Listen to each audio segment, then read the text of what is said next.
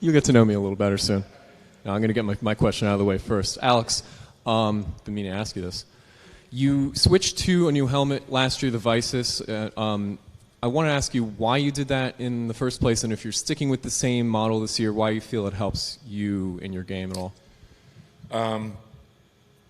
Yeah, Visus was a company I heard about several years ago, and then, I guess it was last year in the off season when the helmet finally, they kind of went through all the necessary loopholes and stuff to get certified for the NFL, and then the testing had come out. At that point, they were head and shoulders above everybody else as far as the testing was concerned. So I figured I'd give it a try. I really liked the helmet, the way it felt as well. So I decided for me, getting up there in years, why wouldn't you put yourself in the best performing helmet? I figured it was a no-brainer. So yeah, I wore that all last year, the first generation, and then this year I'm wearing the second generation. Do you feel that it helps you? I mean, you're somebody you've had a couple concussions in your career. Yeah, you'll never be able to know if it works, right? I mean, I'm wearing the helmet, so you're never going to know if it actually prevents a hit. It's impossible to figure that out. All we do know is that, when they do all the clinical testing, it performs that much better than the rest of the helmets out there. So for me, once again, if you're subjecting yourself to that many hits and contact, for me, it's why wouldn't you put yourself in the best available? So.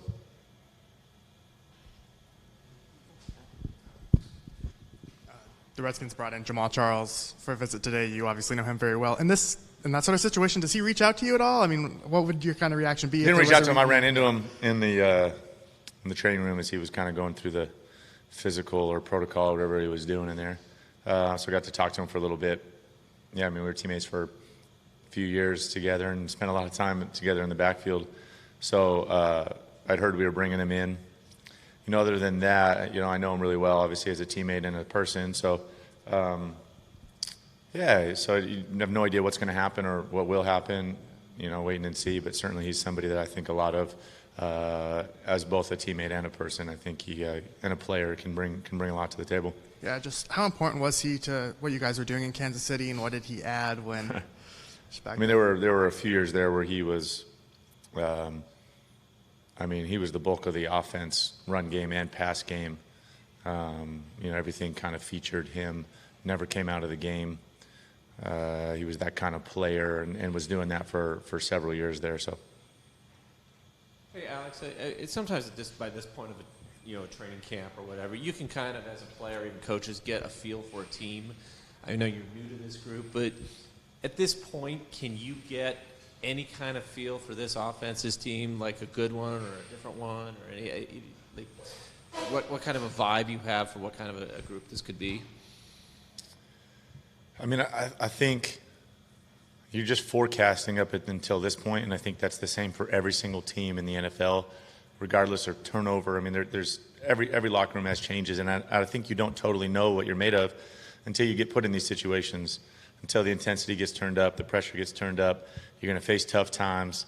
Whether you like every team in the NFL is going to face that, right? And how are they going to handle it? How are they going to respond when adversity comes?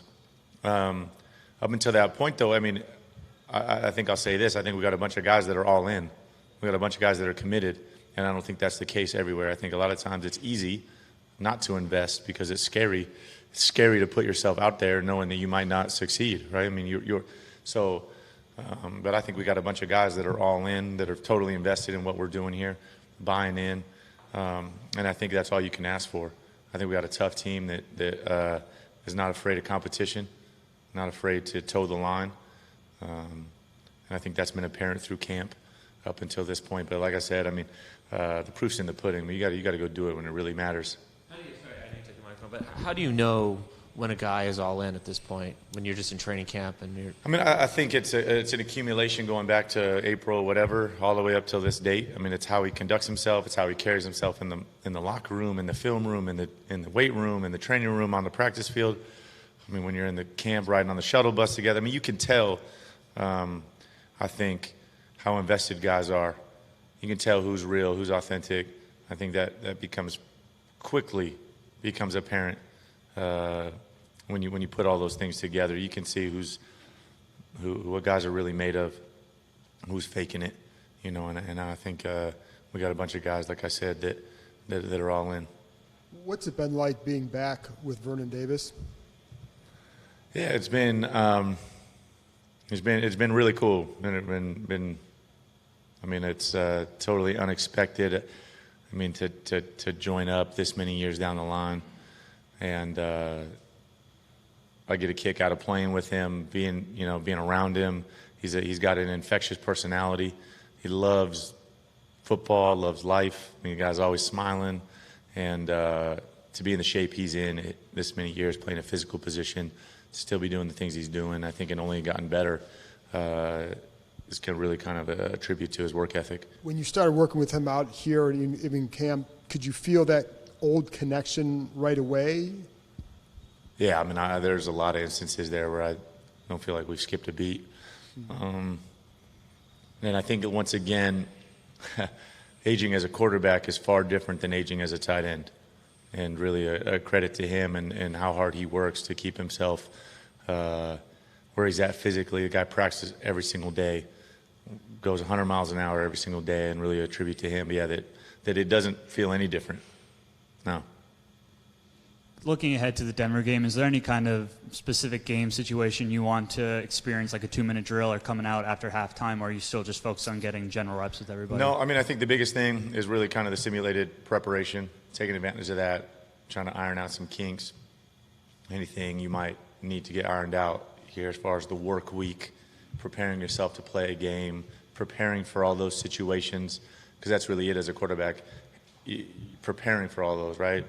4-minute, short yardage, goal line, 2-minute, red zone, third down. You get to prepare for all of those.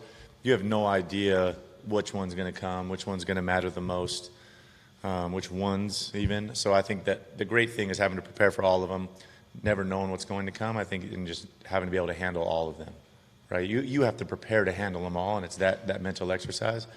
And certainly having to go perform whatever 2 or 3 come up that may define the game. You don't usually line up with them, but what have you seen throughout camp so far from your rookie receivers like Cam and Trey?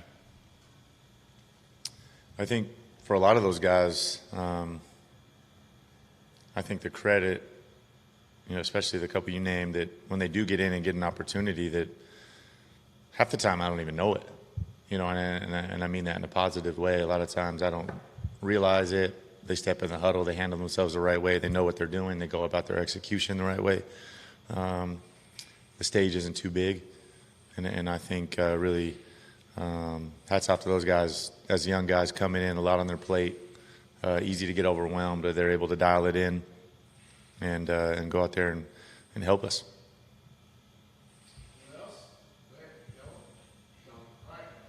Yeah, thank you.